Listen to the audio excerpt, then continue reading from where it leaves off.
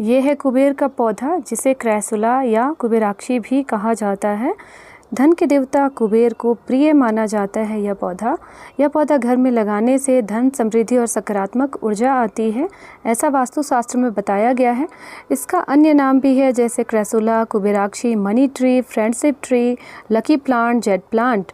और ये पौधा जो होता है, छोटी छोटी इसकी गद्देदार पत्तियां होती हैं और काफ़ी शाइनिंग होती है। इसमें माना जाता है कि इस पौधे को घर में लगाने से धन की वृद्धि होती है, आर्थिक तंगी दूर होती है, वास्तु दोष को भी दूर करता है। नौकरी में तरक्की के लिए दक्षिण पश्चिम दिशा में लगाएं। पूर्व दिशा सुख, समृद्धि और शांति के लिए बालकनी या पूर्व दिशा में लगाएं।